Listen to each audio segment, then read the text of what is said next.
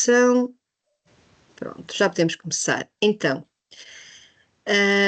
vamos iniciar esta masterclass de hoje e temos connosco o Hélder Cardoso, que frequentou a licenciatura em Geografia pela Universidade de Coimbra e desde jovem desenvolveu uma paixão pela natureza, iniciando a observação de aves aos 11 anos. Vejo aqui pontos em comum comigo. Trabalha como técnico de campo especializado em ornitologia e em estudos de impacto ambiental, consultor de biodiversidade no âmbito da certificação florestal e guia de observação de aves em Portugal e Espanha, colaborando com a Birds and Nature Tours. Com experiência em anilhagem de aves, tem especial interesse no estudo da muda em passeriformes. Paralelamente, coordena a rede de estações de borboletas noturnas, que é no fundo também o que nos traz aqui hoje, dedicada à monitorização destas espécies através de armadilhas luminosas, e lidera o projeto AgroLepi, focado no inventário de borboletas noturnas em sistemas agrícolas e florestais.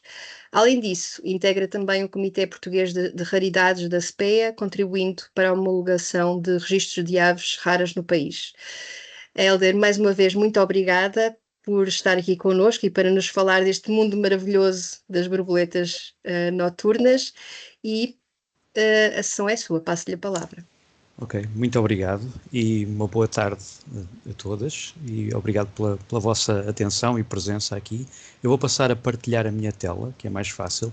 Eu dividi a minha apresentação, digamos, em três partes. A primeira vai ser de enquadramento, explicar um bocadinho o que são borboletas noturnas versus diurnas, os números em Portugal, porque eu sei que eu tenho feito já um bom número destas sessões de esclarecimento, um bocadinho em contextos de workshops ou seminários sobre as borboletas noturnas, e vou-me apercebendo que é um mundo bastante desconhecido do público em geral.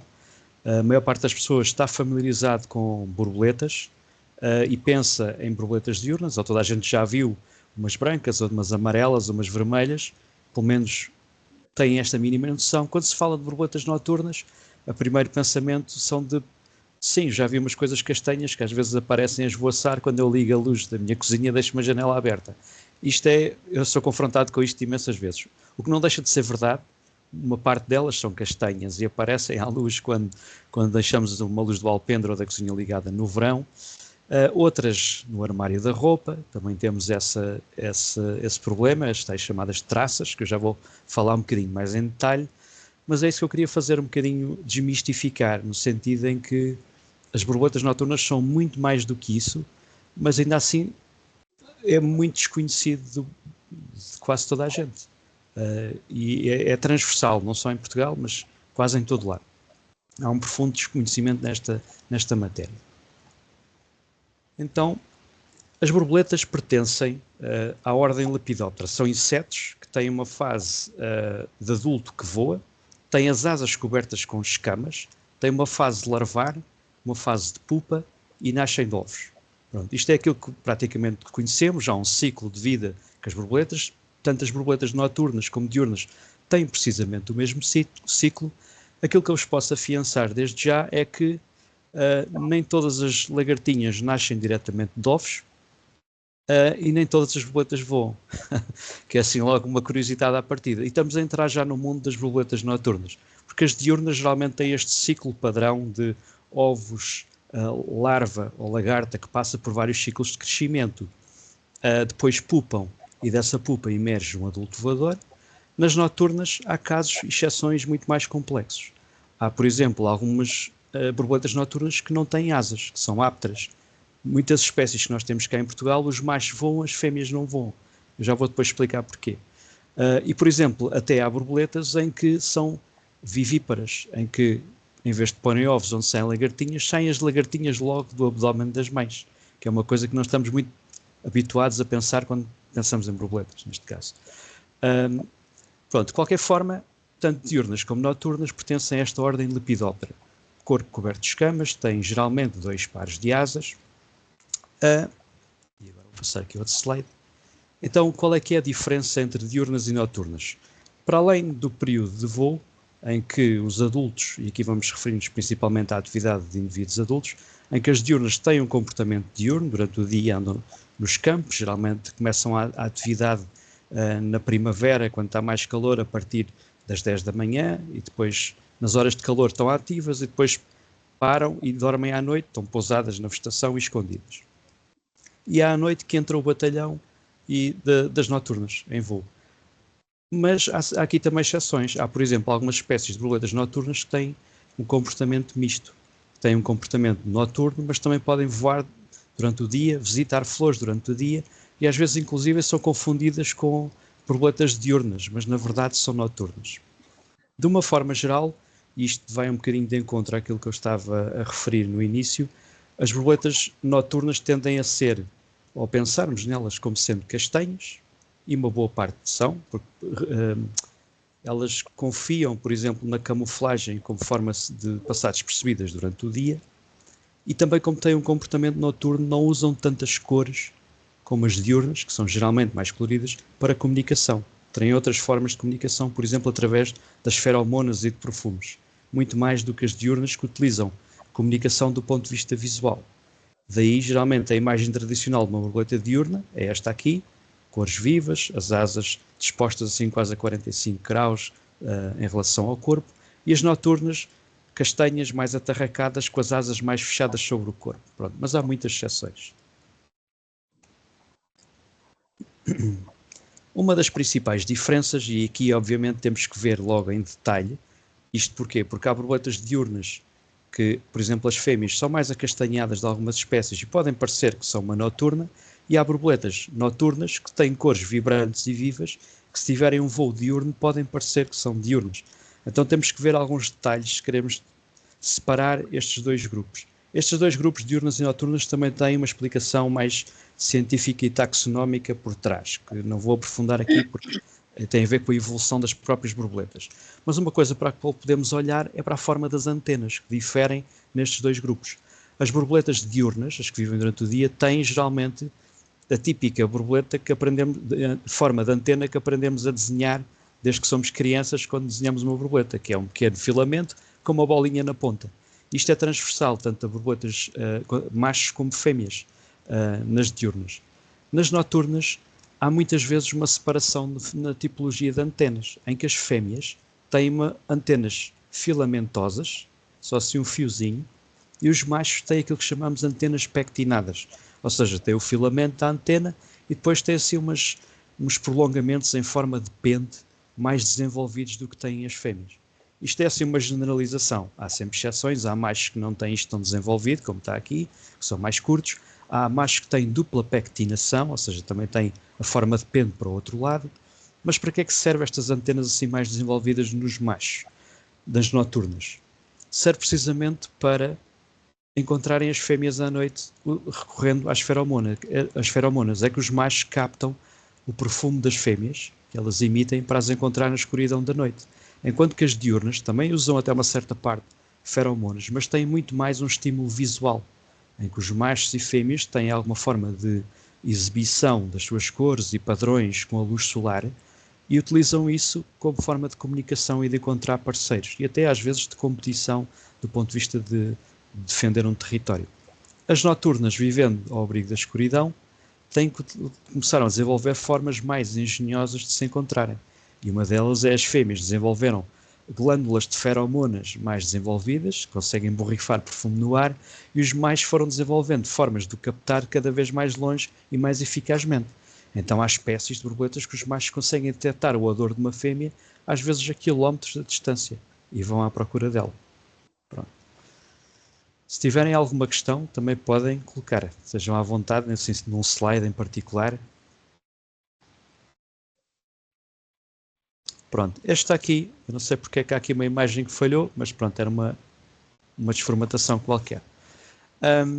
Mas esta imagem em particular, o que é que quer dizer? Esta é a tipologia geralmente que associamos a borboletas noturnas. Borboletas castanhas, podem ter assim um padrão mais ou menos vistoso, ou um bocadinho mais proeminente quando vistas de perto, mas assim ao longe, ou quando aparecem a esvoaçar em casa, são castanhas e peludas algumas. Mas também temos o outro reverso da medalha, e são muitas espécies que são assim. que são isto. Um arraial de cores completamente exuberante, e há imensas espécies com cores vivas. Algumas delas também têm uma função, por exemplo, mista. Algumas usam também para comunicação visual, porque têm parte do seu ciclo diurno, como é o caso aqui desta Saturnia pavonia, em que os machos também, para além de procurarem as fêmeas, têm as antenas muito desenvolvidas a grandes distâncias, também utilizam a coloração para a comunicação. Mas também tem outra função, é que também serve para dissimular predadores. Por exemplo, estas manchas em forma de olhos, os ocelos, simulam a cara de um carnívoro ou de uma rapina noturna e tentam intimidar predadores. Outras espécies têm estas cores vivas para alertar em como são tóxicas, ou que são adstringentes quando são consumidas por um predador. É que há predadores que, por exemplo, aves que encontrem estas borboletas em repouso, ainda com cores vivas, evitam comê-las porque sabem que aquelas cores vivas vão ser sinal de um sabor desagradável na boca ou toxicidade. E há outras borboletas que exploram isto sendo uma forma trapaceira, ou seja, têm cores vivas e simulam que são tóxicas, parecidas com outras que realmente são tóxicas, sem o ser. Pronto, mas depois aqui, neste universo, vale tudo. Pronto, esta é só uma pequena amostra. Todas estas espécies existem em Portugal, com estas cores vivas, é só uma pequena seleção da grande diversidade de formas, cores, padrões que podemos encontrar nas borboletas noturnas.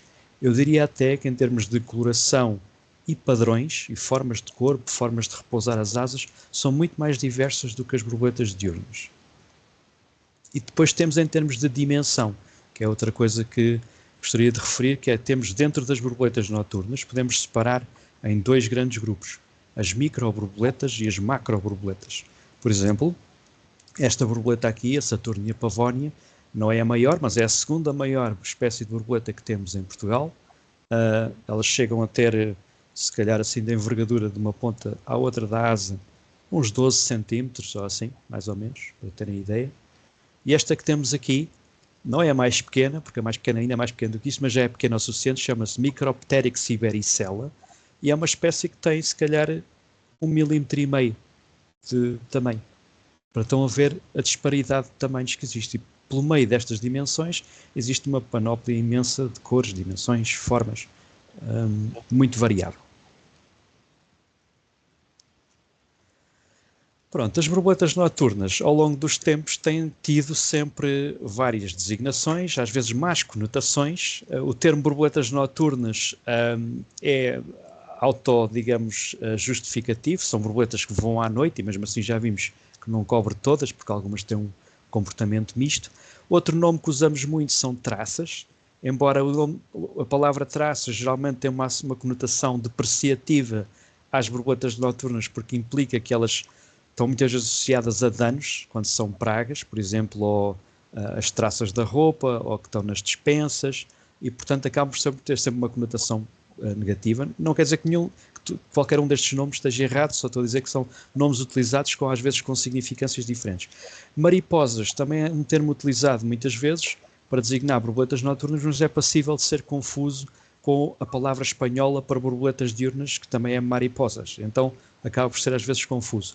Em algumas zonas do país, as noturnas também são chamadas de bruxas, associadas a algum tipo de mitologia que as borboletas noturnas também estão envolvidas, por serem muitas vezes, para já, por terem este apelo da escuridão, né? São borboletas que vivem à noite, às vezes atraídas à luz, algumas de grandes dimensões e com cores negras, pretas e algumas até com alguma, por exemplo, vou-vos mostrar depois mais à frente, tem uma caveira desenhada nas costas que nunca abonou muito a seu favor, como devem imaginar.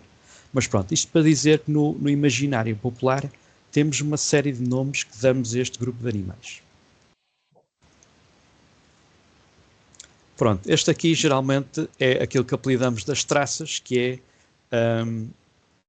associar as borboletas noturnas a estes estragos à roupa, muito mais comum quando tínhamos roupas de fibra natural nos nossos roupeiros, podem estar descansados com as fibras sintéticas, que elas não vão lá, mas, por exemplo, camisolas de lã, é sabido que são atacados pelas tais traças. E o que é que são estas traças? No fundo são borboletas noturnas. Geralmente elas pertencem a uma família dentro das borboletas noturnas, que são cerca de cá em Portugal de 11 espécies que dão má fama neste sentido às outras todas, eu já vou falar de quantas é que são as outras todas, em que estas pequenas borboletinhas, que geralmente têm no máximo 1 centímetro de comprimento, não são elas, enquanto adulto, que fazem estes estragos na roupa, que aqui até está um bocadinho exagerado para a fotografia, mas são a sua fase larvar, que são estes bichinhos aqui. As borboletas, as tais traças da roupa, pousam, encontram a roupa, põem os ovos, dos ovos desenvolvem-se lagartinhas que vão consumindo as fibras naturais e com elas até fazem um pequeno casulinho que utilizam para se camuflarem e vão andando com este casulo atrás, depois pupam e emergem novas borboletas e completam-se assim um ciclo, às vezes no roupeiro. E porquê é que elas têm uma especial predileção pelas nossas camisolas de lã? Alguém tem alguma ideia? Já agora, aproveito para fazer aqui um bocadinho mais dinâmico. Antes de haver camisolas de lã, onde é que andavam estas borboletas? Se calhar nas próprias ovelhas. Exatamente, não necessariamente nas ovelhas vivas, mas na pele de animais mortos que continua a existir hoje em dia. Por exemplo, animais que morrem na beira das estradas, nos campos, estão sempre a morrer animais a toda hora, que têm pelo, porque elas no fundo não querem a lã em particular. Elas utilizam o pelo, a queratina do pelo dos animais. Neste caso a lã das ovelhas, mas pode ser um pelo de um javali que morreu, de um veado, por exemplo. E estas borboletas que também existem na natureza, mas que vão, e não só esta espécie em particular, mas esta família, que são cerca de 11 espécies que têm este comportamento, procuram deliberadamente animais mortos. No caso dos nossos roupeiros, e quando tínhamos muitas camisolas de lã, era uma espécie de dispensa de animais mortos em forma de camisolas. E é isso que elas encontram. Vão ao cheiro da tal roupa, né? Dos químicos naturais da roupa, onde vão pôr os ovos.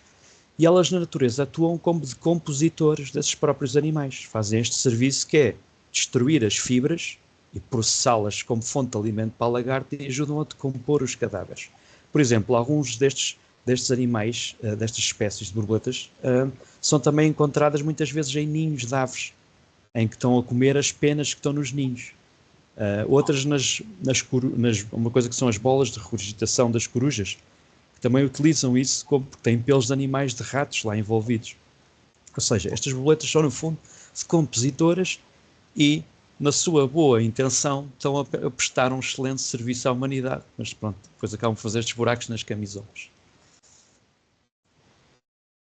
Depois, para além disso, temos também o impacto económico das borboletas no setor agrícola e florestal, bem conhecido de quem trabalha nestas áreas. Por exemplo, a Cydia pomanella, que é esta espécie, no fundo, é uma pequena borboleta noturna, uma traça da família Tortricidae, que põe ovos nas maçãs. E quando abrimos uma maçã ou um fruto, pode ser...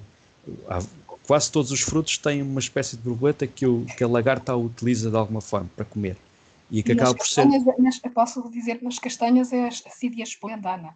Exatamente, pronto, a castanha é splendana. E a Cydia splendana é uma prima da Cydia pomanella, que também se especializou noutro fruto, que neste caso... Eu não sou muito amiga delas porque ponho-lhe armadilhas para as apanhar na altura em que elas andam. Claro que sim, e isto é uma luta de equilíbrio, digamos assim, não é? Pronto. Também lhe providencia algumas castanhas, outras têm que ser as Cydias a ceder um bocadinho. Tem que ser assim, senão também não teríamos castanhas. Mas esta é uma realidade que, por exemplo, no setor agrícola e florestal, causa um impacto económico considerável a nível mundial, o peso que as borboletas noturnas têm.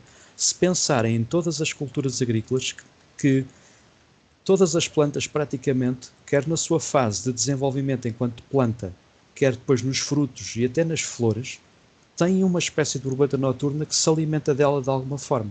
E quando nós fazemos explorações agrícolas dessa planta em particular, estamos a fazer o quê? Estamos, obviamente, a aumentar numa determinada área o número de plantas e de alimento disponível para aquela espécie em particular que depende daquele fruto ou daquela planta. E isso faz com que elas depois ficam com o estatuto de praga, no sentido em que têm alimento à disposição e elas reproduzem-se sem parar, né? Porque têm alimento. Pronto. E é essa luta e esse combate que tem vindo a ser feito e que vale às vezes a pena pensar e equacionar o profundo impacto económico que isto tem do ponto de vista de combate às pragas. Eu diria que na agricultura para além do tempo adverso, né, das condições atmosféricas e das variações de mercado, as pragas são, assim, dos principais fatores de despesa e de controle que é preciso exercer em muitas das atividades agrícolas e florestais. Então as borboletas tocam muito nas nossas vidas, às vezes sem nós percebermos muito que estão a tocar. Pronto, eu tenho visitado imensos pomares e explorações agrícolas nesse contexto, e o combate é uma coisa quase anual, não é? Estão sempre a pôr armadilhas de feromonas ou cromotrópicas para tentar combater estas pragas. Pronto, e é isto que fazemos. Este é o combate que temos feito, é o investimento. Ao nível das nossas modestos roupeiros é com antitraças, as bolas de naftalina, que no fundo estes antitraças e bolas de naftalina o que é que fazem? A não ser que a roupa estivesse fechada de umas caixas com bolas lá dentro, é que iam, pela concentração dos vapores, matar as lagartas ou as borboletas. Estando só nos roupeiros, isto o que faz é disfarçar o cheiro a lã, digamos assim, e fazer uma disrupção das borboletas a encontrarem as camisolas. Não é que as mate, mas quebram a forma delas se procurar. Depois utilizamos este tipo de armadilhas, por exemplo, com feromonas, e pomos aqui as tais perfumes de uma fêmea da espécie que queremos apanhar, e os machos vêm todos aqui à procura da fêmea e ficam colados. Isto é usado, este tipo de armadilhagem, para muitas culturas e para muitas espécies diferentes que atacam culturas em particular. Pronto, eu estou-vos a dar aqui o reverso, não diria mau, mas mais impactante que têm com a nossa vida. Claro que as borboletas noturnas têm um impacto brutal, positivo nos ecossistemas, e eu já vos vou mostrar também qual é.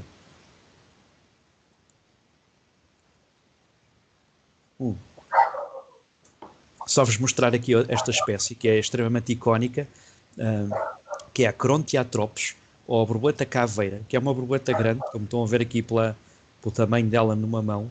É a tal borboleta que tem, parece quase o desenho de uma caveira humana nas costas. Há várias espécies, mas em Portugal só temos uma, mas há uma na América do Norte, em África há mais, todas muito parecidas. E esta espécie, pela sua dimensão, por ter uma caveira desenhada nas costas, ela foi sempre muito propensa à mitologia, estar associada à obscuridade. Ela também tem outra coisa, duas coisas que não abonam muito a seu favor, apesar de serem completamente inofensivas. Uma delas, elas têm o hábito de, à procura de fontes açucaradas de alimento para os adultos, não para as larvas, elas não põem ovos aqui, mas visitam colmeias para beber mel. E conseguem entrar na colmeia sem as abelhas a importunarem, porque conseguem fazer umas vibrações que simulam que são mais uma abelha a entrar na colmeia, tanto a colmeias comerciais, se não tiverem as tais portas reduzidas, elas entram lá, ou colmeias silvestres. Elas não é que elas causem impacto económico, daquilo que eu fui falando com apicultores, porque a quantidade de mel que elas bebem não é muito, mas sempre foram, ou seja, houve sempre um contacto com os humanos e esta borboleta neste contexto da produção de mel, por exemplo. Outra dos fatores que nunca abonou muito a seu favor é que esta borboleta tem a capacidade de emitir um som agudo, tipo um guincho, quando importunada. O que, imaginem à noite uma borboleta destas entrar numa casa atraída por uma luz, vão tentar apanhá-la e ainda faz um guincho, com uma caveira nas costas, nunca foi muito benéfico para a fama desta borboleta.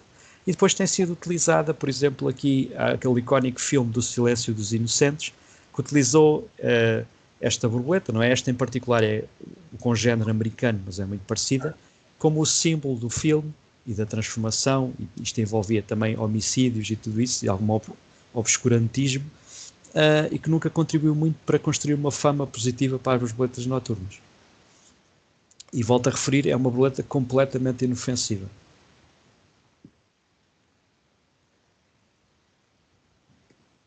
O papel que elas têm na regulação dos ecossistemas é de uma dimensão quase incalculável, no sentido em que as borboletas são imensas, tanto diurnas como noturnas, e eu já vos vou mostrar a proporção de umas e de outras, em termos de números, que é aquilo que eu vou apresentar a seguir, mas para vos dizer, por exemplo, as borboletas, quer as diurnas, que é bem sabido que visitam flores e são importantes polinizadores, mas temos todo um batalhão noturno que também visita flores à noite, e que também precisam do néctar para viver e para terem energia para voar, que é isso que elas vão às flores fazer, é beber substâncias açucaradas.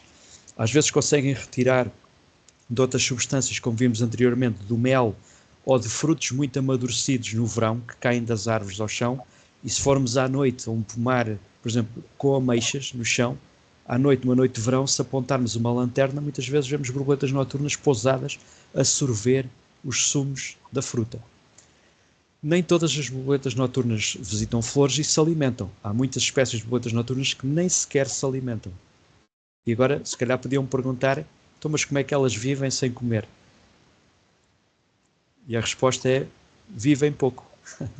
Vivem pouco. Elas vivem, muitas espécies, daquelas, principalmente as mais pequeninas, vivem às vezes só uma semana, ou 3 ou 4 dias, a emergir enquanto adulto, encontrar um parceiro, pôr ovos, reproduzir, morrer. Pronto. Então nem sequer desenvolveram um aparelho bucal, nem sequer têm a tal probóscide, que é esta palhinha aqui, nem sequer têm isto para sorver, porque nem sequer precisam de se alimentar.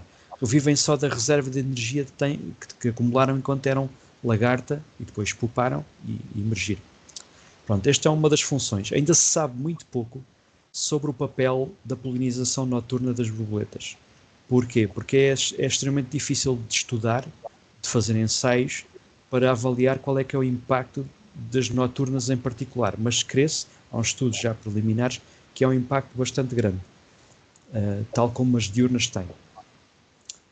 Depois temos, por exemplo, se pensarmos que todas estas borboletas têm uma fase de larva, de lagarta, e que essas lagartas servem de alimento, por exemplo, a aves, mesmo a aves que são granívoras, ou seja, que comem sementes uma boa parte do ano, durante a época de reprodução, a dieta fica parcialmente insetívora para alimentar as suas crias, porque as lagartas têm mais proteína e precisam disso para criar os seus filhotes.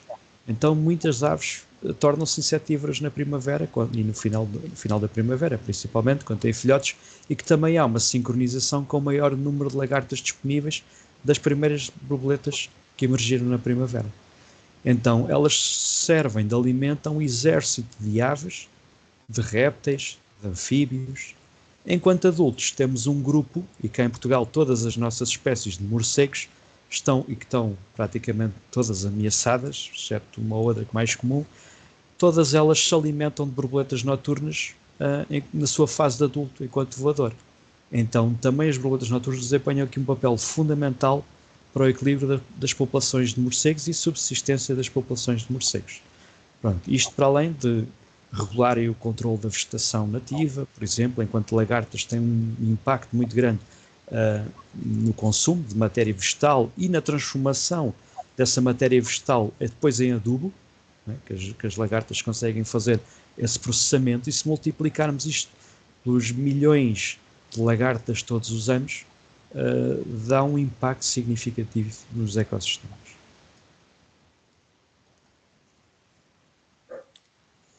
Então, e quanto às espécies de borboletas? Vou passar isto muito rapidamente, não vos quero enfadar aqui com os números. Nós estamos a falar ainda um mundo muito desconhecido, especialmente nas noturnas, porque implica estudar as borboletas à noite. Mas crê-se que há entre 150 a 180 mil espécies de borboletas deste grupo Lepidoptera no mundo. Aqui temos um pequeno gráfico só de redesenho das principais regiões do mundo e quais é que são mais diversas em borboletas. Isto é um misto de duas coisas. É um misto de, claro que há zonas do mundo que são mais diversas por si só, pela diversidade de zonas tropicais, por exemplo, aqui a zona neotropical da América do Sul, muito diversa, vão ver, Indo-Australian, aqui a zona do continente indiano e a zona do sul da Ásia, Austrália, também com uma cinta tropical muito diversa.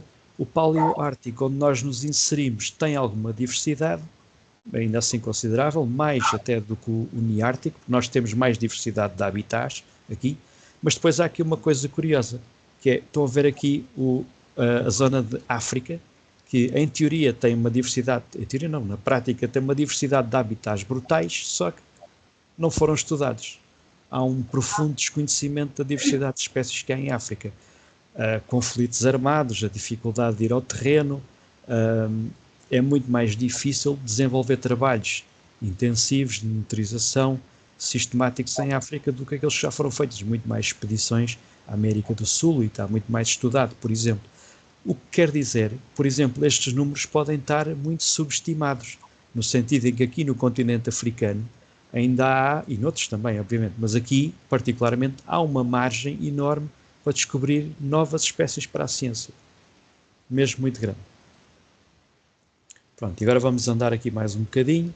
Na Europa, qual é que é o contexto e onde é que está Portugal nisto? Nós temos, não sei se sabiam mais ou menos deste número, mas temos 2.794 espécies de borboletas. E vocês vão pensar, ok, então, mas eu não sei qual é o vosso conhecimento de borboletas diurnas, pronto, mas eu estou a falar de uma pessoa comum que não lide com estes assuntos. Geralmente penso, ok, eu vejo umas brancas, umas amarelas, uma vermelha, outras mais malhadinhas, mas 2.794 são muitas espécies. O que quer dizer que uma boa parte deste número são noturnas. São mesmo as noturnas. Eu já vos vou dar os números comparativamente de umas e de outras e que é proporcional no mundo também, àqueles números que eu vos mostrei anteriormente. Mas aqui na Europa temos, por exemplo, algumas coisas interessantes, ainda que também refletem um bocadinho o estado da arte que temos em Portugal, tal como foi em África, embora não seja complicado estudar cá, mas temos pouca tradição de o fazer.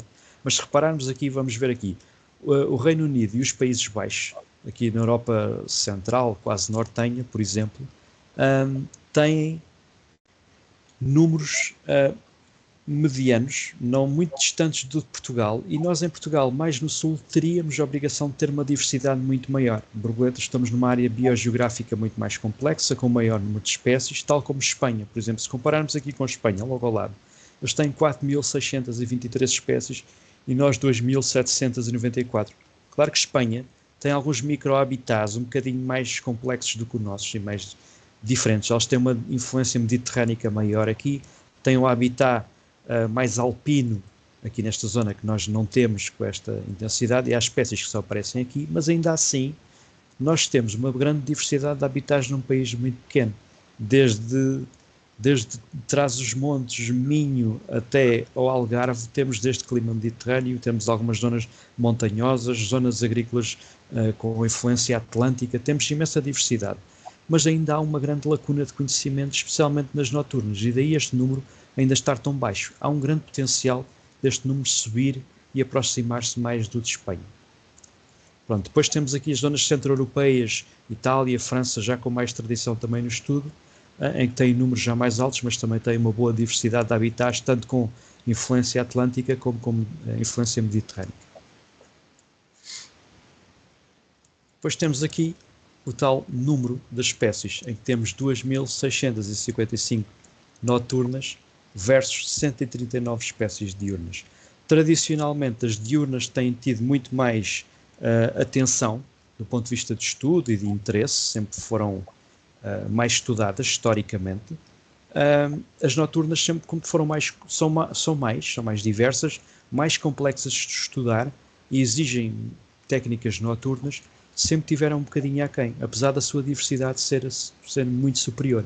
E esta proporção, 95% ou 90%, 10% ou 95%, é a mesma mais ou menos no mundo todo, okay? Em que cerca de um bocadinho mais, quase 10% são diurnas e o resto são noturnas, naqueles números iniciais que vos mostrei. Depois aqui em Portugal temos aqui isto dividido por regiões, temos também aqui o que é fruto de alguma diversidade intrínseca das regiões, mas também fruto do que tem sido o estudo das borboletas noturnas em Portugal, que, como vos disse, não tem sido muito intenso, mas tem havido algumas pessoas que ao longo da nossa história, desde o século XVIII, por exemplo, têm vindo a fazer trabalhos em que se debruçam um bocadinho sobre as noturnas.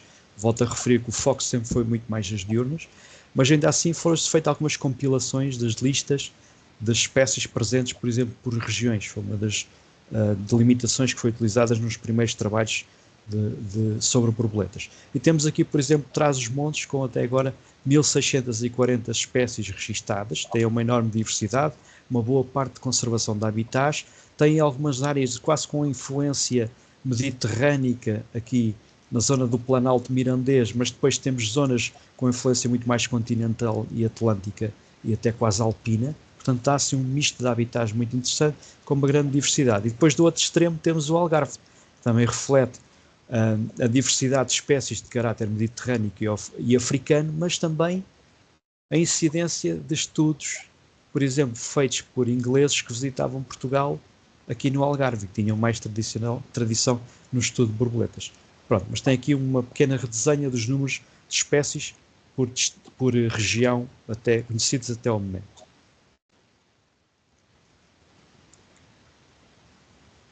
E, à luz desta pequena redesenha que vos fiz, foi uma coisa muito simplista de tentar explicar o que é esta diversidade de borboletas e a dicotomia borboletas diurnas noturnas, e deparado com estas lacunas de conhecimento, de certa forma, e até conhecimento tanto científico como do conhecimento geral sobre esta temática, foi em 2021, durante a pandemia, eu, como sou freelancer, vi-me fechado também em casa, como quase toda a gente, e acabei por começar, eu já fazia armadilhagem de borboletas noturnas por hobby, digamos assim, dedicava-me de uma forma mais ou menos séria durante alguns anos, mas comecei neste período a imaginar aquilo que poderia ser criar uma rede de pontos de amostragem a nível nacional que se dedicassem ao estudo de borboletas noturnas.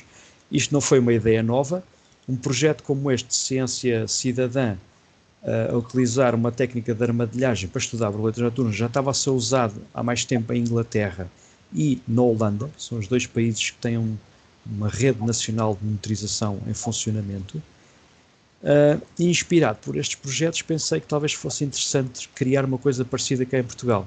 Na altura, em 2021, eu conheci algumas pessoas que também faziam armadilhagem, tal como eu, por hobby, gostavam de borboletas e iam contribuindo com algum conhecimento, e o primeiro passo foi falar com essas pessoas e tentarmos criar aqui um pequeno grupo informal de vamos comparar os nossos dados enquanto fazemos armadilhagem, e comparar o que é que apanhamos de borboletas, o que é que está a voar em cada altura do ano, mas rapidamente a ideia evoluiu para tornar isto num projeto de ciência cidadã.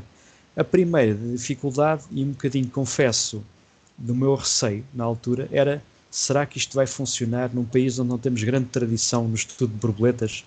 Pôr pessoas a ver borboletas noturnas que nem sequer sabem que existem quase borboletas noturnas? Pronto, mas esse também era um desafio que eu acho que era interessante abraçar. Pronto, e começámos em 2021, só numa redesenha rápida do projeto. Em 2023 criámos uma associação fruto do crescimento deste projeto.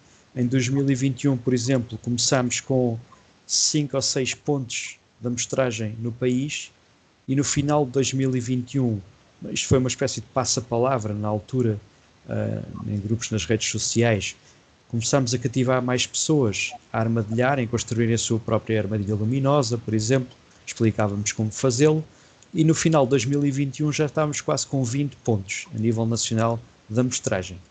Então começámos a ver que isto podia ter algumas pernas para andar, e que já estávamos a produzir dados significativos, que não haviam de uma forma sistemática para Portugal. Então criámos em 2023 uma associação deste grupo informal, a Rede de Estações de Borboletas Noturnas, que agora somos uma associação, ainda jovem, como podem ver, e também contactámos logo o Butterfly Conservation Europe, que é uma entidade que se dedica à conservação de borboletas, conservação e estudo de borboletas a nível europeu, e que, de certa forma, tutelava aqueles dois projetos de monitorização de borboletas noturnas no Reino Unido e na Holanda. E nós dissemos: olha, temos aqui um projeto com as mesmas características, estamos a começar, mas achamos que tem pernas para andar, gostávamos de tentar ser parceiros do Butterfly Conservation Europe. E assim foi, fizemos um protocolo de entendimento. Nós agora somos os parceiros que estudam borboletas noturnas. Existe uma outra associação cá em Portugal, que é a TAGIS, que se calhar já ouviram falar, já está em funcionamento há bem mais tempo, que se tem vindo a dedicar mas às borboletas diurnas, aos censos de borboletas diurnas. Mas por falta talvez do foco, não sei, porque é um grupo, apesar de ser o mesmo grupo de animais, com os hábitos tão diferentes, requerem métodos e atenções diferentes, a TAGIS sempre teve um foco muito maior nas borboletas diurnas. E as noturnas estavam um pouco descuradas. Então acabámos por falar também com o TAGIS e fazer aqui uma espécie de entendimento entre as duas associações, de que seríamos as duas parceiras do Butterfly Conservation Europe, uma dedicada às noturnas e outra às diurnas, e fazemos um trabalho complementar. Pronto, é esse o nosso grande objetivo agora. E o que é esta rede, quais são os objetivos? A ideia então era estabelecer a primeira rede portuguesa de pontos de monitorização de borboletas utilizando a ciência cidadã. Isto era fundamental, porquê? Porque até aqui tinha sido o conhecimento que temos de borboletas em Portugal noturnas era fruto de investigadores ou alguém que fazia por hobby como eu, que nas férias ia armadilhar aqui ou acolá e tentava compilar uns dados, mas nada muito sistemático. E isto carece de dados sistemáticos para termos dados robustos, principalmente para saber qual é o estado das populações em Portugal. Temos de ter sistemática. Pronto, então era criar uma rede uniforme, tal como a rede das Guardiãs percebeu que trabalhar numa rede tem uma série de vantagens do ponto de vista espacial, organizacional, de levar água ao seu moinho, no seu sentido, não é? Tem mais força para atuar na sua área de ação, e foi isso que nós percebemos. Criar uma rede faz todo o sentido. Então, era isso. E também para gerar informação e conhecimento, que era muito incipiente sobre este grupo em Portugal. E também, ao mesmo tempo, aproveitar para sensibilizar pela importância de divulgar estes resultados e cativar mais pessoas, não digo para todos serem cientistas, cidadãos e contribuírem, mas pelo menos estarem despertos para a importância deste grupo de insetos. E o que é a metodologia? O que é isto de armadilhar? Só para vos contextualizar um bocadinho melhor. Em primeiro lugar, está aberta à participação de qualquer pessoa, independentemente do nível de experiência. E nós depois temos ferramentas que ajudam a lidar com a questão de, então, mas eu não sei identificar borboletas, como é que eu vou identificar 2000 espécies? Nós desenvolvemos algumas ferramentas que vão ajudar nisso e que permite qualquer pessoa embarcar nesta experiência, se assim o entender. Já vos vou mostrar. A primeira premissa é que isto exige a utilização de armadilhas luminosas ou de luz não letais, ou seja, nós não matamos as borboletas. Com certeza todas vós já viram aquelas armadilhas de luz que às vezes se põem nos cafés, que têm um eletrocutor que atrai os insetos a uma luz roxa, batem lá, mas depois tem uma grelha eletrificada que ficam lá agarrados. Isto não tem esse intuito. O intuito é atrair a uma luz roxa que emite no ultravioleta, que é muito atrativa para as borboletas noturnas. Elas são atraídas à luz ultravioleta. Utilizar esse espectro de luz para as atrair, mas não para um eletrocutor, mas para uma forma de nós as contarmos e fotografarmos sem as magoarmos. Porque muitas espécies são protegidas, ameaçadas, nem todas são pragas, como devem imaginar. Pronto, então desenvolvemos duas tipologias. E é esses pontos de luz, que são sempre no mesmo sítio, fazer uma armadilhagem num determinado local, pode ser um jardim, uma horta, uma zona mais remota, nas dunas, onde se queira. Escolhe-se um sítio, ou dois, a pessoa pode ter mais do que um sítio de amostragem regular, mas chamamos de estações. Portanto, ter uma estação é ter um ponto de armadilhagem luminoso, que é sempre o mesmo. É possível mostrar em qualquer tipo de habitat, zonas urbanas, temos até estações a funcionar em varandas de prédios, para terem noção, porque as borboletas andam em ambientes urbanos, muitas vezes voam à noite e deslocam-se, são atraídas à luz da armadilha na varanda do prédio e é possível depois perceber o que é que anda a voar ali naquela zona, ou em zonas mais remotas, que vão ter, obviamente, maior diversidade e mais número de borboletas. Mas temos todas as tipologias de armadilhas. E podem ser utilizadas dois tipos de armadilha, uma presencial e outra não presencial. O que é isto? Uma não presencial é este tipo de armadilha que estão a ver aqui. Basicamente, temos uma espécie de balde com um funil em cima e com a lâmpada a passar aqui, que é ligada a uma alimentação de energia, neste caso é um power bank, em que as borboletas são atraídas à luz, aqui, e vão caindo dentro do funil e ficam presas dentro do balde. Dentro do balde estão caixas de ovos vazias, onde elas se vão esconder e ficar quietas até à manhã seguinte. A ideia é pôr este balde ao pôr do sol e recolher, ver o seu conteúdo na manhã seguinte, deixar a noite toda a mostrar. Neste tipo de armadilhagem, que é pôr um lençol branco no chão, por exemplo, com uma lâmpada que também emite no ultravioleta, neste caso é uma lâmpada mais potente, o mínimo da amostragem é 3 horas, mas este tipo de armadilha exige que a pessoa esteja aqui à espera que as borboletas sejam atraídas e pousem no lençol. E quando pousam aqui, fotografamos, escrevemos quantas borboletas é que apareceram de cada espécie e registamos. Este tipo de armadilhagem é muito útil quando queremos fazer sessões demonstrativas com o público. Mostrar-lhes as borboletas em que permite ter um lençol, uma luz potente, e as pessoas sentam-se aqui à volta e as borboletas vão sendo atraídas e vamos identificar. A maior parte das pessoas tem este tipo de estação não presencial, que exige muito menos esforço, não é? A pessoa não precisa estar presente. Imaginem o que é ter isto no jardim de casa, em que podemos ligar isto no jardim e vamos dormir. Na manhã seguinte acordamos antes do pequeno almoço e fotografamos as borboletas e estamos a contribuir com dados de borboletas do nosso jardim, por exemplo, da nossa horta. A amostragem mínima do projeto é fazer isto uma vez por mês, colocar o balde, imaginem, uma vez por mês. Aqui temos aqui a imagem do balde no interior, que as tais caixas de ovos vazias, com algumas borboletas aqui pousadas dentro. Isto é a inspeção na manhã seguinte. Tal como estava a referir, nas presenciais são o mínimo de 3 horas, aquelas com lençol. Depois o que é que nós temos também? Ao sermos parceiros do Butterfly Conservation Europe, eles têm uma ferramenta muito interessante que já era usada após censos das borboletas diurnas, que é uma aplicação móvel, que agora associamos ao nosso projeto também, que permite a pessoa criar a sua conta pessoal, registra a sua estação, o ponto de GPS onde é que tem a sua armadilha, e pode fotografar as borboletas com a aplicação. E a aplicação tem logo duas coisas. A primeira é identifica as borboletas logo com base na fotografia, dá uma sugestão do nome do que é que pode ser, o que facilita muito o processo de identificação. Claro que isto ainda está a melhorar o algoritmo disto, porque ainda temos, quanto mais alimentarmos com fotos do projeto e corrigirmos, mais robusto vai ser. Mas tem outra coisa, é que a pessoa pode submeter uma foto na aplicação sem identificação, só como borboleta desconhecida, submete. Nós recebemos essa informação numa base de dados online, em que todos estão a participar, as estações estão a verter os dados para essa base de dados, e nós temos 3 pessoas que praticamente todos os dias vão rever todos os dados que caem na base de dados e verificam se está corretamente identificado ou se está identificado. Se tiver uma foto sem identificação, vão lá, fazem a identificação da borboleta e vocês ficam com o registro da vossa sessão e da vossa conta identificado. Portanto, isto facilita imenso o processo de quem quer começar e não se sabe identificar. Para além disso, nós, como queremos estimular que as pessoas aprendam a identificar, não digamos, estimulamos este método um bocadinho mais preguiçoso, só fotografar e enviar. Quem quiser fazê-lo, tudo bem. Mas quem quiser aprender um bocadinho mais, criámos vários materiais de apoio. Um deles foi a publicação do primeiro Atlas das macro-borboletas noturnas de Portugal continental, Atlas fotográfico, isto está aqui.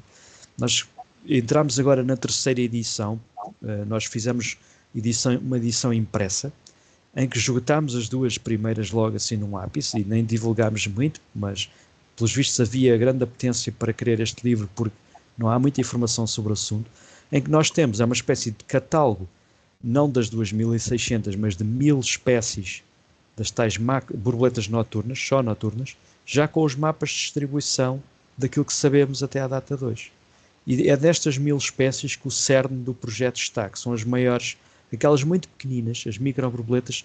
Nós tendemos a dizer às pessoas para nem sequer as fotografarem na armadilha, porque muitas delas não dá para identificar com base na foto, mas daquelas 2.600 noturnas, 1.000 espécies são as tais macro-borboletas e é possível identificar com base em foto. E é isso que temos vindo a fazer, ou pelo menos uma boa parte delas.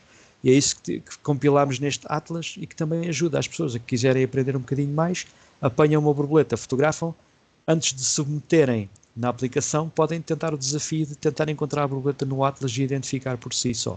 Pronto.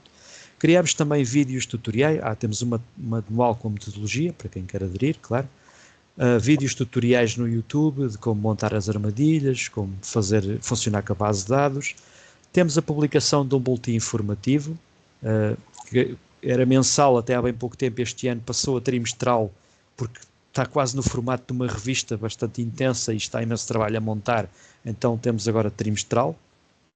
Temos um grupo privado de Facebook para troca de informação para quem adere ao projeto e troca de dúvidas, por exemplo.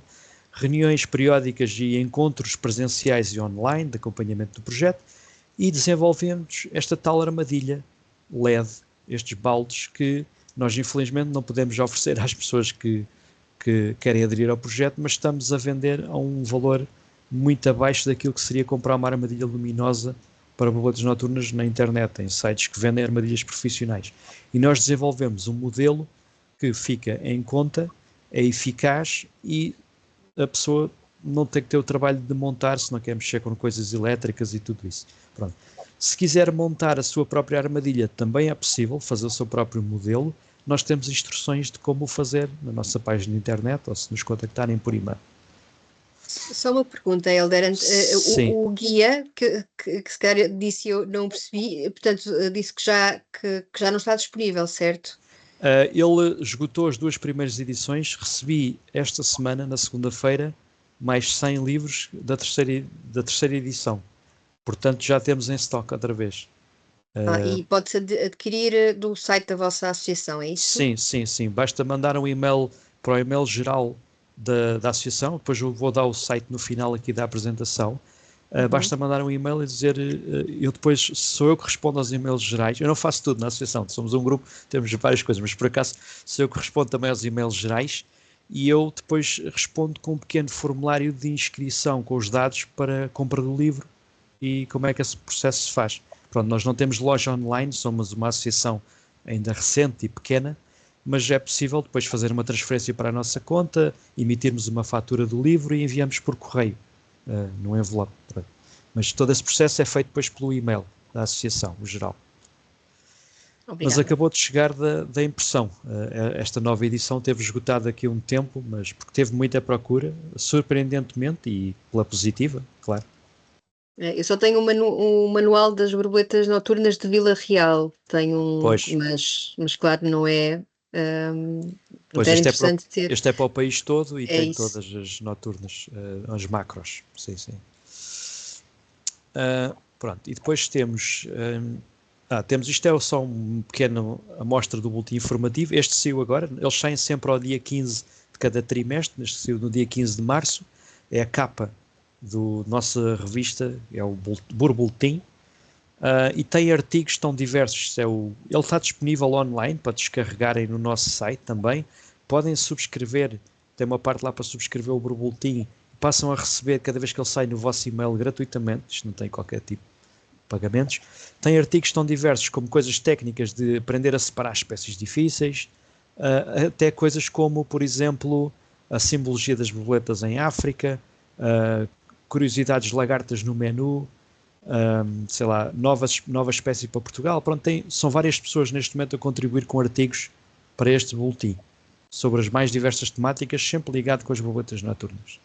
Temos sobre o borboletário de Constância, por exemplo, um artigo nesta última edição, e já vamos na edição número 47, que tem sido um feito estrondoso da equipa. Temos aqui uma pequena equipa responsável por montar o boletim e compilar artigos e tudo isso, e tem sido fantástico. Pronto, isto também agora só para vos dar os números. Eu não me quero alongar muito mais, tenho mais uns slidezinhos, não vos quero amassar demasiado com isto para não tornar demasiado longa a apresentação. Nós neste momento temos 80 estações. Este é o mapa de distribuição das estações a nível nacional. Como podem ver, ele sofre de uma coisa que o nosso país sofre, que é uma litoralização, porque as estações estão onde estão pessoas. E o maior número de pessoas está concentrado no litoral e é onde temos o maior número de estações.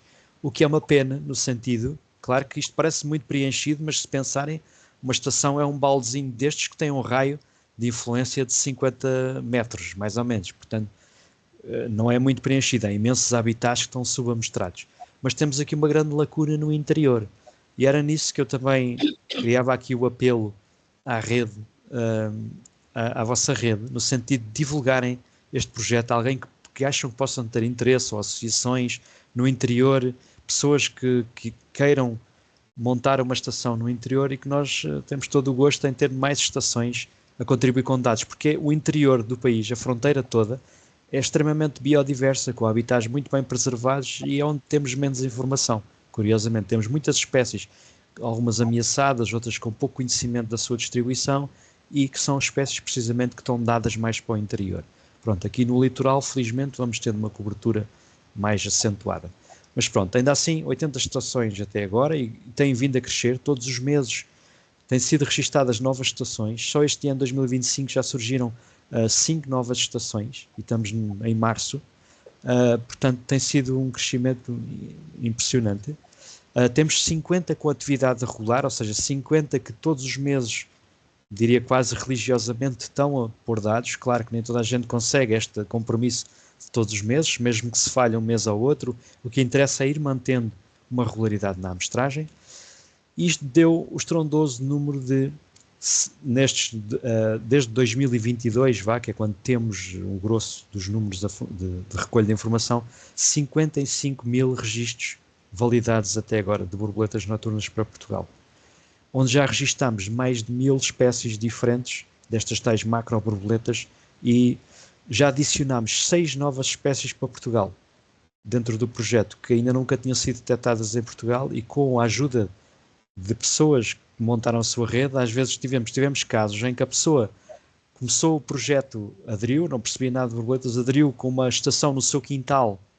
Imaginem, uma das casos foi aqui na norte de Setúbal, junto do Cabo Especial, montou lá uma estação. Passado 2 meses de ter a estação a funcionar, apanhou uma nova espécie nunca registada para Portugal, e que foi o primeiro registro, que é uma espécie norte-africana, que se calhar já tinha visitado Portugal, mas nunca tinha sido detectada.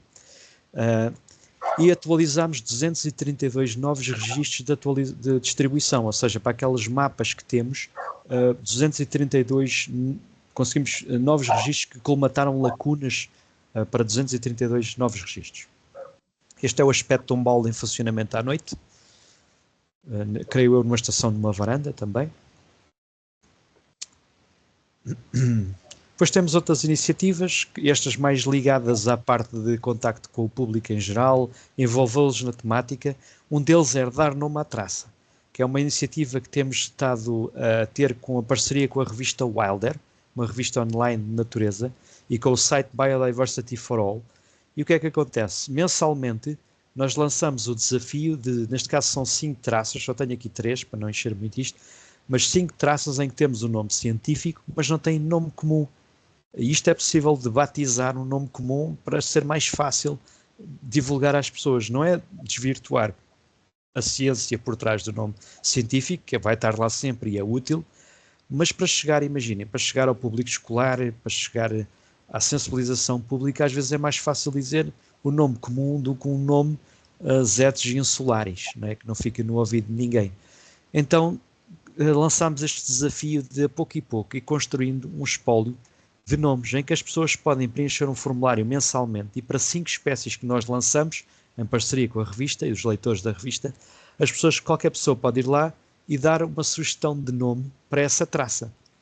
E no final do outro mês, a seguir, nós divulgamos o resultado de qual é que foi o nome vencedor. Depois tem uma votação de um pequeno júri interno, do nome mais interessante que foi dado e quem é que foi digamos, quem é que batizou aquela borboleta.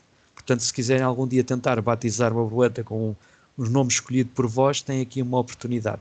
Pronto, isto é um exercício mais até de sensibilização para as pessoas se envolverem do que é isto de borboletas noturnas, e chega ao grande público de outra forma.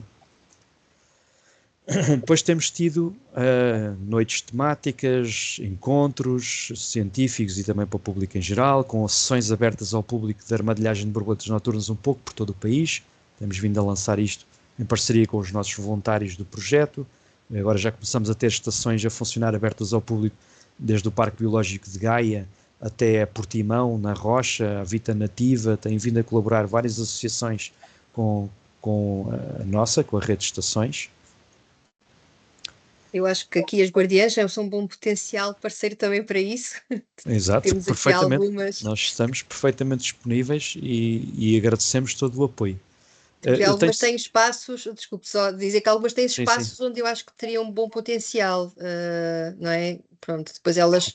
Eu já estou cheia de vontade de ter um desses baldinhos para colocar lá nos todos. Sim. Não, mas estas abertas à comunidade acho que tem muito impacto, sim.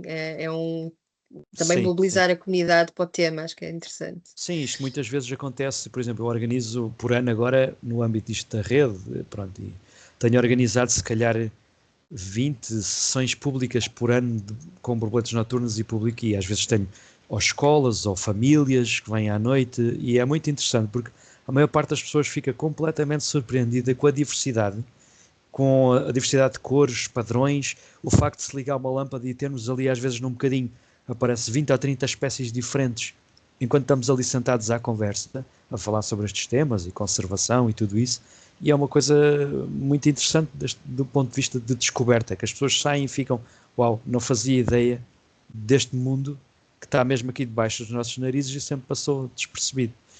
Pronto.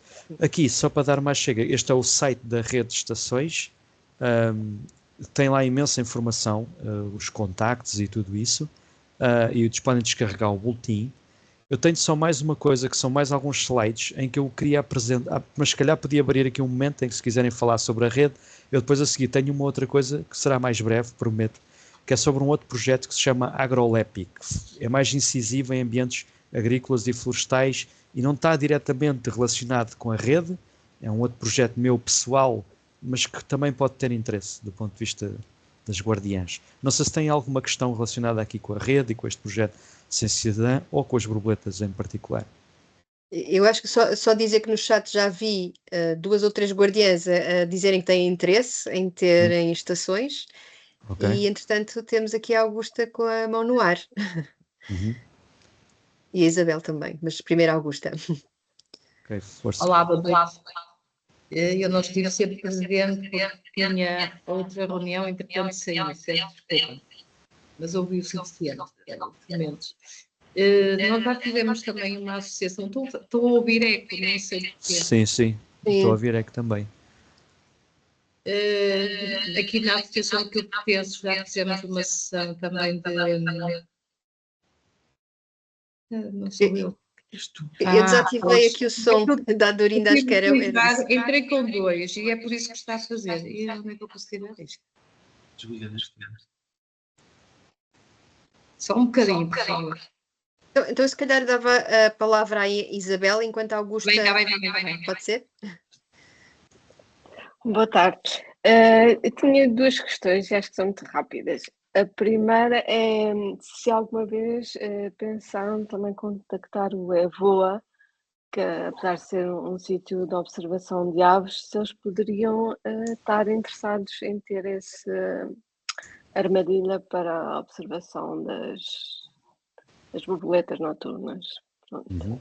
E a outra questão é se é possível, para mim, ter acesso a uma lista de espécies de borboletas noturnas que estejam em risco em Portugal. Sim, pronto. Respondendo à primeira questão, o EVOA já chegou a ter uma estação de borboletas, foi logo uma dos primeiros sítios onde tinha uma estação da rede, que estava a ser dinamizada por um rapaz que eu até conheço já há mais anos, que era o Pedro Henriques. Entretanto, ele deixou de colaborar lá e a estação, digamos, morreu. Eu gostaria muito de voltar a reativar. Não sei qual é que é a disponibilidade, se tem algum técnico lá que pudesse assegurar a estação, mas eu estaria totalmente disponível. Mas eles já chegaram a ter até uma estação e é muito interessante porque tem habitat palustre que dá espécies muito giras e algumas até ameaçadas. E já agora outra curiosidade, Sim. O preço daquela estação que é um balde, é possível termos ideia do valor? Sim, ele custa 35 euros sem o power bank. O power bank não está incluído mas o power bank é um power bank qualquer de 20.000 amperes, daqueles de 20.000 de capacidade, que é o que permite ter a luz ligada a noite toda. Mas depois tem, portanto, nós só enviamos o balde, tem o funil, tem a luz, aquilo é totalmente desmontável, dá para desmontar o tubo de LEDs, tirar o funil, vai já com as caixas de ovos lá dentro e tudo, vai pronto a funcionar, é só ligar a um power bank, pronto. E pode ser um qualquer, desde que tenha 20.000 de capacidade, que permita, mesmo numa noite de inverno, colocar a noite toda a armadilhar. Pronto, isto digo numa noite de inverno porque há espécies de borboletas que só voam no inverno, noturnas. Isto é outro ponto que difere das diurnas. Tinha-me falado também da questão das espécies ameaçadas. Pronto, há uma lista feita e até saiu no livro vermelho dos invertebrados, que está disponível em PDF, salvo erro, se pesquisar livro vermelho dos invertebrados de Portugal, vai ter um PDF em que tem todas as espécies de invertebrados com estatuto e estão lá, são cerca de, talvez assim de cabeça, umas 30 espécies com estatuto desfavorável. Estatuto Ok. de conservação, só temos 2 espécies de borboletas noturnas que são contempladas. Ok? Só 2 em Portugal. Com o estatuto legal. O livro vermelho dos invertebrados só reconhece estatuto desfavorável de conservação e não necessariamente um enquadramento legal de atuação. Pronto. Protegidas, digamos assim, temos 2. Ok, Ok? está certo. Obrigada. Nada. Augusta, será que agora já Sim, sim, consegue? já consigo. Foi na abertura, deu-me duas, está bem duas, duplicada, por isso é que estava aqui a fazer eco. Ok. Peço desculpa. Pronto, o que eu estava a dizer é que na associação a que eu pertenço já fizemos uma sessão precisamente e foi realmente muito interessante, foi uma novidade para mim porque também não sabia que havia tantas borboletas noturnas. Já me respondeu à questão porque ia perguntar o preço realmente da estação do balde, mas gostava também de saber o preço do manual. O manual, sim, o manual, isso eu tenho que ver aqui porque nós tivemos que fazer uma atualização de preço fruto da atualização de preço da gráfica. Nós estamos a ganhar uma margem muito pequena enquanto associação, porque a nossa ideia é divulgar. Mas se a memória não me falha, Sim, mais ou menos. Não. são cerca de, eu acho que são 17 euros ou uma coisa assim. Acho que é 17 euros que fica. Depois está um preço para sócios da associação e outro não sócios, mas acho que não sócios, salvo erro, são 17. E outra questão, nós fizemos essa sessão na associação em parceria com alguém que já está, não sei se é convosco, mas possivelmente sim, que é a Associação Assobio. Sim. Justifica-se outra estação a 8 km? Sim, no sentido em que às vezes a 400 metros ou menos já temos uma diversidade de borboletas diferente. Às vezes são tão locais e os microhabitats influenciam tanto a distribuição das borboletas que mesmo tendo estações próximas temos resultados logo diferentes e espécies diferentes a voar. Portanto, eu diria que sim, se tiver esse gosto, se tiver esse interesse e possibilidade, nunca são demais nesse sentido.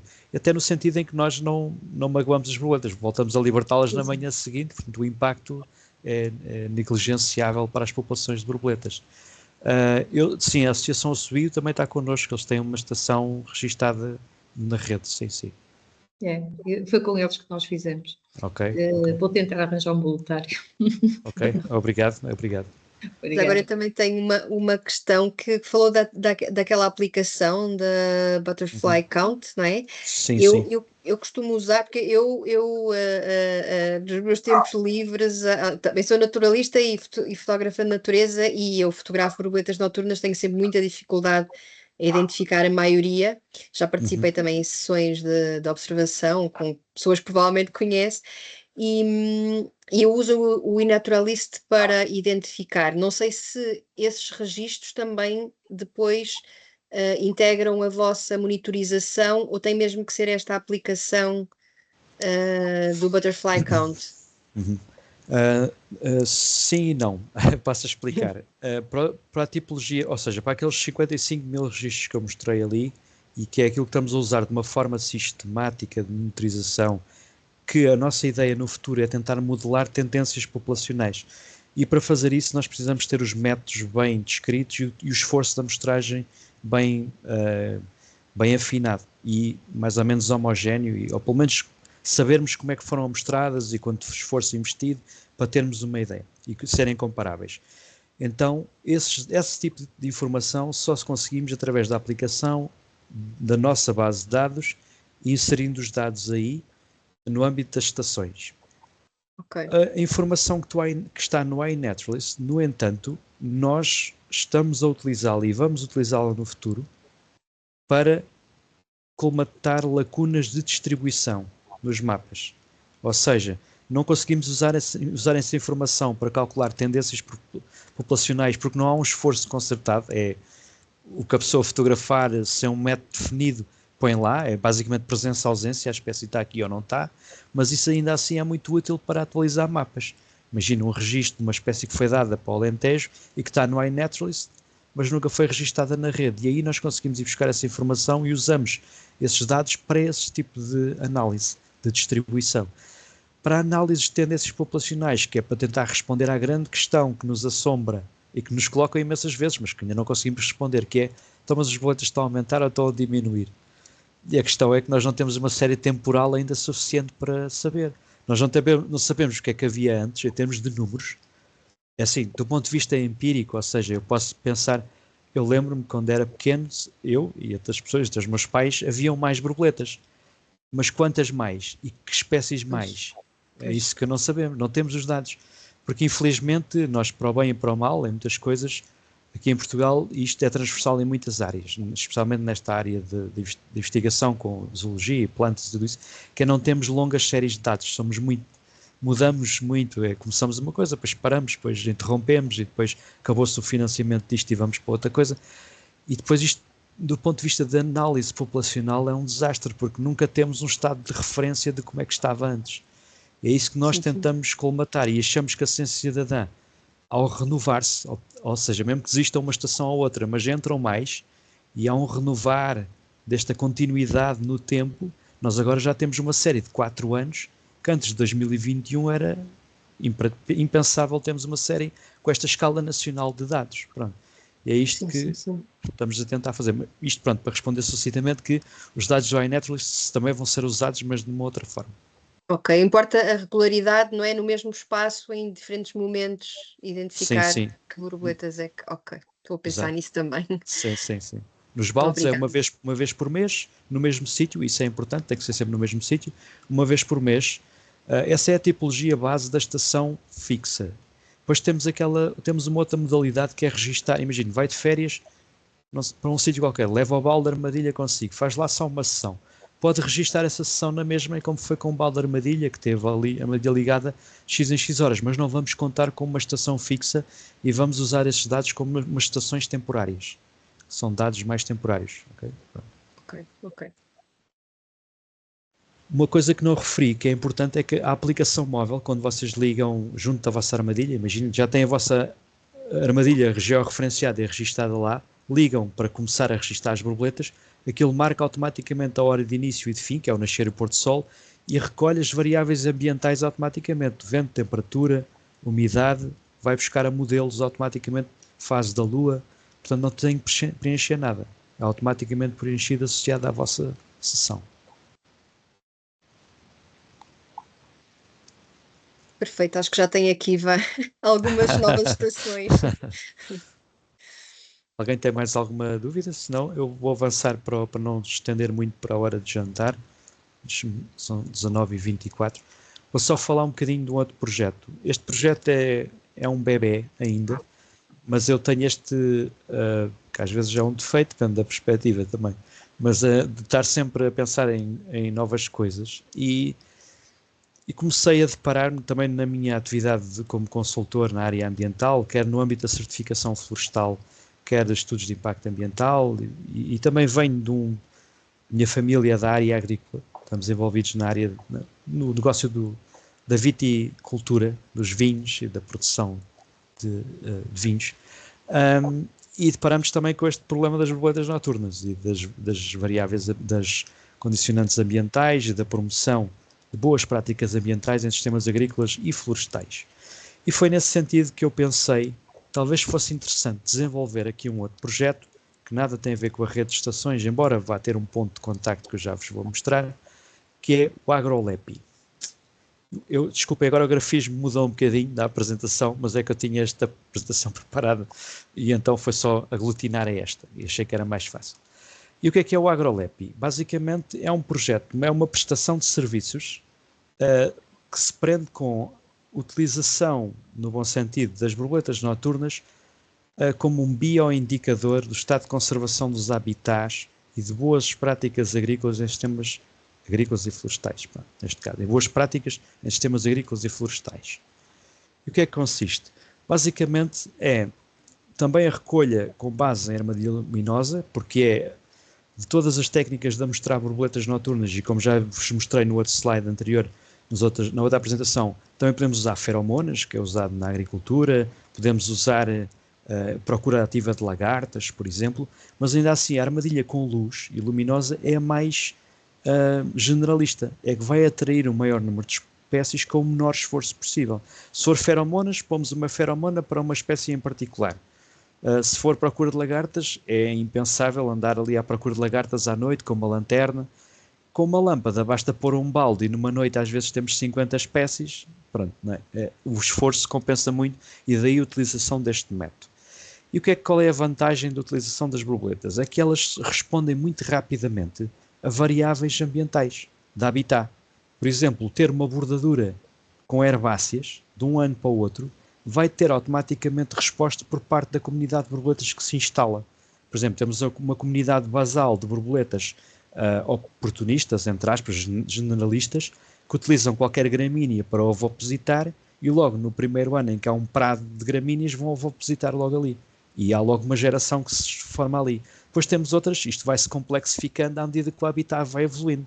Imaginem uma transição de habitat, desde a evolução de um extrato arbustivo para uma floresta mais madura, o set ou a tipologia de borboletas que se vão instalando vão modificando com a maturação do habitat. Sabemos que só vão aparecer determinadas borboletas quando o habitat está num determinado estado de maturação. Tem a ver com a relação íntima que essas borboletas têm com a estrutura da vegetação.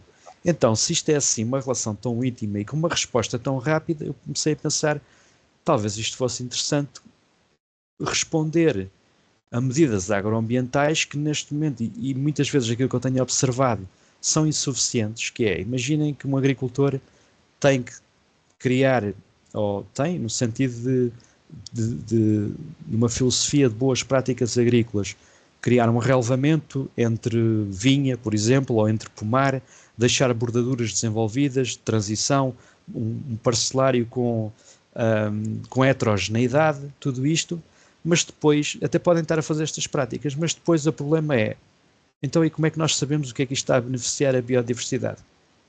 É que uma coisa assim, à partida parece que vai beneficiar, mas sem dados é a mesma coisa que eu dizer que eu acredito que está a beneficiar. É um bocadinho um passo de fé, diria eu. Mas se tivermos um indicador que nos dê dados precisos, que é a mostrarmos nesta parcela que não foi intervencionada a X percentagem de borboletas a mais do que numa outra que foi intervencionada. Ou houve uma resposta assim assado por parte das borboletas nesta que teve este tipo de intervenção. E isto feito de uma forma sistemática, que é um método relativamente generalista, permite tirar imensa informação e rápida e que pode dar resposta para os agricultores e até para as entidades que vão fiscalizar este tipo de implementação de medidas. Ou seja, isto permite este projeto, em primeira mão, criar logo um inventário das espécies de uma propriedade. Né? Saber o que é que existe, do ponto de vista de divulgação, de conservação, de sensibilização. Número 2, identificação e análise de áreas dentro da propriedade que tenham mais potencial com diversidade biológica, utilizando as borboletas como bioindicador e de barómetro para essa diversidade, porque elas vão espelhar um pouco essa diversidade e a heterogeneidade dos habitats. A tal 3, usar as borboletas como um tal bioindicador e uma outra coisa, monitorização de pragas em simultâneo, porque as borboletas, tal como as sídeas, que mencionámos há bocado, e outras espécies, Lobesia boltrana nas vinhas e outras espécies, são também atraídas à luz, para além das feromonas. E se nós estamos a fazer uma armadilhagem luminosa com o intuito de fazer inventário biológico, e ao mesmo tempo estamos a fazer inventário de pragas potenciais e de tempo de voo dessas pragas, intensidade dessas pragas, e uma outra coisa mais interessante, que é a possibilidade de detecção precoce de novas pragas que entrem no país. Porque como não é uma feromona dirigida que só usamos quando sabemos que queremos procurar aquela em particular, este método é muito generalista e pode apanhar qualquer borboleta que tenha sido introduzida exótica, por exemplo, e que ainda ninguém detectou. Isto está a acontecer, há muito perigo para várias culturas agrícolas. Eu recebo muitas vezes avisos da Direção-Geral de Agricultura e Veterinária sobre cuidado com uma nova espécie, por exemplo, se pode obter a frugiperda, que é uma espécie que ataca milho e tudo isso, sul-americana, que ainda não está dada para Portugal, mas é uma das espécies potenciais a entrar cá. A questão é, como é que nós vamos detectar? Quando houver grandes focos já e já está fora de controle, ou conseguimos, se tivermos parcelários com armadilhagem luminosa todos os meses a recolher informação e a recolher estas borboletas, temos muito mais probabilidade de detectar um bicho que apareça numa propriedade. Pronto. e conciliar, o objetivo é este, é conciliar a biodiversidade com as práticas agrícolas, ou seja, é perceber que aquilo que os agricultores e produtores florestais, também se aplica à parte florestal, aquilo que estão a fazer, as medidas que estão a fazer, estão realmente a ser benéficas para a biodiversidade e não só para preencher critérios. Pronto. A metodologia, vou passar um bocadinho isto, porque é muito parecido com a REB e não é inocente que é parecido com o da rede de estações, é porque isto depois é feito a explicação ao proprietário que, para além de estar a monitorizar a sua propriedade e de estar a recolher toda aquela informação que eu vos disse, tem ainda a benesse do ponto de vista até de promoção da própria prática agrícola de um agricultor ou de uma propriedade, de uma exploração agrícola, de estar a participar com um balde, pode ser uma estação, a participar na rede de estações de borboletas noturnas e um projeto de ciência cidadã. E, por sua vez, a participar num projeto europeu, que é o Butterfly Conservation Europe. A REBN vai tirar a vantagem de que vê nascer muito mais estações em áreas que às vezes são subamostradas, em zonas agrícolas que nós temos mais estações em parques, jardins, zonas perto urbanas onde as pessoas vivem, e às vezes zonas agrícolas não temos assim tanta informação por parte de agricultores, por exemplo. Então, o facto de termos este processo misto que dá origem a novas estações, para a REBN também vai ser muito benéfico ter esta informação. Pronto, isto é basicamente os resultados, é o tal inventário, dá os índices de diversidade, até pode ser ao nível da parcela, porque estes baldes têm um raio de ação de atratibilidade de cerca de 50 metros, um raio, o que numa primeira vista pode ser visto como uma desvantagem, só 50 metros, mas também pode ser visto como uma grande vantagem, que são 50 metros, então permite-nos isolar o que é que está a voar numa determinada parcela, porque só vai atrair borboletas que estão dentro de uma determinada parcela e se eu colocar o balde no centro, e não vai ter influência de bichos que estão a ser atraídos a 1 km no tipo de microhabitat ou de habitat. Portanto, isto permite afinar um bocadinho a metodologia e perceber mesmo, ok, esta parcela está a ser benéfica porque atraiu estas borboletas que são daqui deste raio geral de 50 metros. Não obstante, algumas borboletas poderem passar a voar e ser atraídas, mas, o grosso modo, uma boa parte das borboletas vão ser daquela parcela. Pronto, e às vezes o resultado do balde pode ser este, que estão a ver aqui. Em habitats bem conservados e com boas diversidades, temos numa boa noite, às vezes já cheguei a ter mais de 100 borboletas dentro de um balde destes, para terem ideia. Que às vezes é bom e é mau, às vezes é desesperante ao chegar lá e ver 100 borboletas para contar e identificar. Elas não começam logo a fugir quando se abre o balde? Não, porque... Dá tempo de fotografar à vontade? Dá, mas há aqui um ou outro truque que eu digo sempre, que é, em primeiro lugar, as borboletas, elas entram em dia pausa quando o dia amanhece, porque ficam letárgicas, ao contrário das diurnas, elas ficam quietas, e tendem a ficar aqui pousadas no balde, dentro das caixas de ovos, e às vezes até permitem uma pequena manipulação, imagino com um pauzinho, pô-la a subir no pau, e ela fica no pau assim toda meio dormente. Quais é que tendem a fugir mais? Às vezes quando abrimos a tampa, uma ou outra pode fugir, é inevitável, ou se o sol estiver a bater no balde logo pela manhã, elas ficam muito ativas, isto aquece dentro do balde e a luz, e elas tendem a voar. Portanto, o truque é, ou das duas uma, inspecionar o balde antes do sol incidir sobre ele, ou tê-lo, se quiserem inspecionar o balde um bocadinho mais tarde na manhã, tê-lo num sítio mais ensombrado, que sabem que não vai levar logo o sol da manhã, para garantir que as borboletas estão pousadas, especialmente as que ficam de fora do balde, porque muitas também vão ficar pousadas à volta do balde, em cima da luz, nem todas caem lá dentro, ok? E estas também contam, todas o que tiver aqui à volta é contabilizável. Mas pronto, mas elas ficam quietas e permitem a fotografia, inclusive até com o telemóvel, que é uma das vantagens face às diurnas. As diurnas, muitas vezes para fotografar, tem que ser com uma lente, um bocadinho com mais alcance, porque elas não permitem aproximação, porque têm sensibilidade visual ao movimento e tudo isso.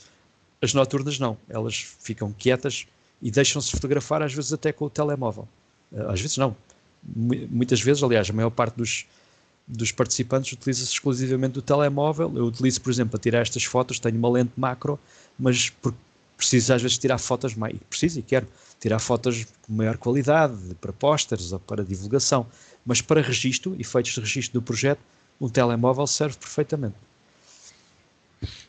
Pronto, depois a ideia dos resultados deste projeto é para além de os benefícios para o próprio agricultor e para a sua propriedade e cultura, poder comunicar publicamente estas ações de gestão adequada e de diversidade que tem efetivamente na sua propriedade. É que é uma coisa muito atrativa. Vocês perceberam-se já do número de espécies que estamos a falar aqui, pode ser muito elevado. Uma propriedade, imaginem, que tenha uma boa heterogeneidade de habitats e de microhabitats, como pequenos parcelários agrícolas, florestais, pelo meio, pode facilmente passar as 100 espécies de borboletas. Isto é muito interessante de divulgar, não é? Que uma parcela ou uma propriedade tem mais de 100 espécies de borboletas ou acolhe. E, portanto, também há aqui, do ponto de vista de vantagem de comunicação para quem adere a este projeto, também tem a sua vantagem, obviamente. Mas a ideia é que seja uma coisa palpável e não só... Ou seja, é que haja mesmo medidas que estão a ser feitas e estão a ser benéficas e quando não estão a ser, ajustar para que sejam. Pronto, então este acho que é o último ou penúltimo slide, só para não vos roubar mais tempo. Como é que isto se processa em termos de implementação? Criámos aqui duas tipologias para ser execuível. Uma tipologia são duas abordagens. A primeira é tudo por nossa conta, aquilo que chama tudo por nossa conta, que é basicamente uma prestação de serviços em que vamos ao terreno, avaliamos com o proprietário as parcelas que tem, os sítios de amostragem, quantas armadilhas é que vai levar, e é feita esta monitorização mensal de ir colocar, inspecionar, fotografar, criar relatórios detalhados da propriedade ao ano. Pronto, depois tem a ver com o período de tempo que o proprietário quer fazer isto. Geralmente é um ano de projeto para dar dados minimamente palpáveis do ponto de vista pelo menos de diversidade. Ou seja, o proprietário não se preocupa com nada, obviamente é um bocadinho mais dispendioso, mas tratamos de tudo.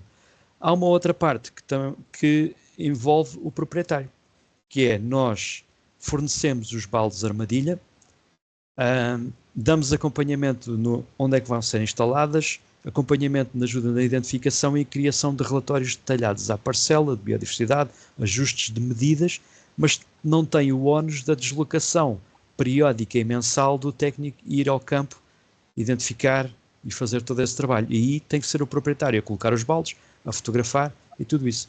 Pode sempre fazê-lo, obviamente, participando como um voluntário na rede, só que depois não tem um acompanhamento incisivo do ponto de vista de significância para a gestão da sua parcela agrícola, porque a rede não faz isso, só recolhe dados generalistas de distribuição das espécies.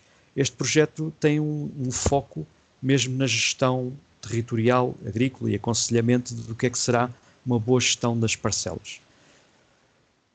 Pronto, e é isto. Isto é só um exemplo dos pacotes, e aqui a tal de envolver, que aqui tem a vantagem da pessoa envolver-se também e aprender um bocadinho mais, sensibilizar-se com as borboletas. Portanto, tem um aspecto tem vantagens, outro aspecto tem outras vantagens, um tem estes custos, outros têm outros custos, outro pacote. E era só isto que vos queria apresentar, só esta tipologia de projeto. Isto começou agora em janeiro, só para dar uma pequena chega, portanto é um bebé recém-nascido. Tenho neste momento 2 projetos a iniciar, agora o tempo também esteve muito complicado, mas o primeiro projeto que está a ser desenvolvido dentro do AgroLab é com o Ecopomar das maçãs de Alcobaça, que vamos começar a monitorização anual agora. Ainda ontem estive lá a marcar os pontos onde vão ficar as armadilhas luminosas nas parcelas, e vai arrancar também agora em abril com o INIAV, a Estação Vitivinícola Nacional de INIAV, em 2 portos. São os 2 que, pronto, comecei agora, pronto, isto é muito embrionário ainda, como devem imaginar. Mas pronto, achei que podia ser interessante passar-vos esta informação deste projeto paralelo também, que pode ter, eu acho que tem alguma pertinência, e tem aqui o tal ponto de contacto de verter dados também para um projeto de ciência cidadã, e depois ficam dados públicos também. E não sei se tem alguma questão. Eu já agora tenho... Sobre este último projeto tenho 2 questões. O primeiro, até é uma reflexão, não é? Ou seja, este tipo de monitorização a informação que produz e os indicadores, se não podem ser no fundo, contributo para sistemas de remuneração de ecossistemas, ou seja, não é, que ainda não estão bem implementados, mas que eu acredito que pode ser uma forma de incentivar a que cuidemos do território de outra forma, não é? Porque é um bem para todos, mas quem trata de produzir esse bem para todos nem sempre é remunerado justamente, e acho que e sei que um problema dos serviços da remuneração dos serviços de ecossistemas é o medir, como é que se mede, não é? Porque e se a diversidade de borboletas noturnas ou a quantidade e a diversidade pode ser um bom indicador, por exemplo, para um sistema de remuneração de serviços de ecossistemas. E a outra pergunta é, portanto, os dois exemplos que deu de projetos que estão a arrancar são de dimensão, pronto, pelo menos de uma dimensão considerável, e estou a lembrar-me das Guardiãs que têm projetos ligados à agricultura sustentável e também à floresta, pronto, mas são sempre dimensões mais pequenas. Portanto, se isso também é fazível nestes projetos de pequena dimensão, e se os custos são diferenciados consoante a dimensão, não é? No fundo, do sítio onde é implementado. Sim, respondendo à primeira pergunta, sim, são excelentes indicadores e podiam ser perfeitamente utilizados, e pronto, a criação deste projeto nesta altura também não foi inocente nesse sentido. Eu acho que seria uma excelente ferramenta a integrar nos serviços de ecossistemas como forma de medir, que não são muito incipientes, e essa é uma grande dificuldade. Eu tenho, como consultor, por exemplo, na área da certificação florestal, em que se está a começar a avançar com os serviços de ecossistemas também, a parte da biodiversidade é sempre muito difícil como é que isso vai ser uma moeda de troca, digamos assim. E porque, é assim, podemos ter espécies ameaçadas em perigo, claro, mas depois estamos a falar de todo um serviço base, sustentabilidade do ecossistema, que são dados até por espécies mais comuns, mas que pela sua quantidade têm que estar presentes no ecossistema, porque senão todas as outras também vão colapsar. E que nem, às vezes há sítios onde não têm a espécie icónica tal com estatuto de conservação, mas tem uma diversidade muito interessante que podia ser perfeitamente, podia ser e justamente ser promovida como um serviço de ecossistema e ser uma vantagem para esses proprietários que zelam e pela gestão desses espaços e que depois promovem. E podem perfeitamente demonstrar com isto, dizer, olha, eu tenho aqui estas parcelas, tenho vindo a gerir para a biodiversidade, e tivemos, desde que começámos a gestão, desta forma, houve um índice de biodiversidade que aumentou em X, com base usando as borboletas como um bioindicador.